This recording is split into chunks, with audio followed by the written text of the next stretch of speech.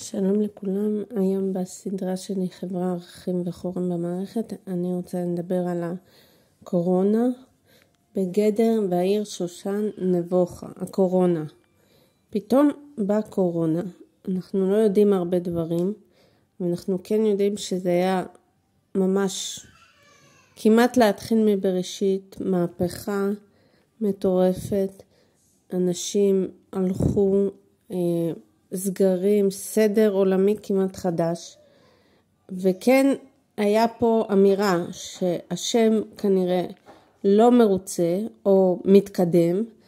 אבל הוא לא היה מרוצה ממה שהולך. הוא הביא את הקורונה, אם הוא היה מרוצה אז היו ממשיכים כרגיל, אז הוא עשה את הקורונה, בין אם הוא רוצה להמשיך במסלול חדש, בין אם הוא לא היה לא מרוצה. ובאמת אנשים לא מתייחסים לזה, רבנים לא מתייחסים, אבל וואלה, העיר שושן נבוכה, זה המבוכה הזאת שהשם לא מרוצה ולא מדברים על זה. כן, ואפשר אחרי הקורונה, אפשר לראות איזה שחיתות יש, איזה דברים על הפנים, שלצערי בתור דתייה, חוזרת בתשובה, אני רואה שדתיים עושים, חוסר אחריות על המדינה, חוסר אחריות זה, ווואלה, אני אומרת, השמאל יותר צדיקים מהרבה זה, וזה באמת ביזיון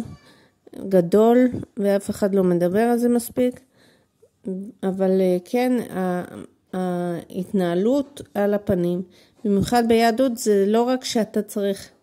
לקחת את האחריות, אלא אתה צריך עוד יותר לנסות להיות טוב, וכשעושים את הרע, בשם השם זה הכי גרוע שיש, שבסוף לצערי הייתי אומרת שהבעיה העיקרית זה בסוף בין בעלי כיפה למיניהם,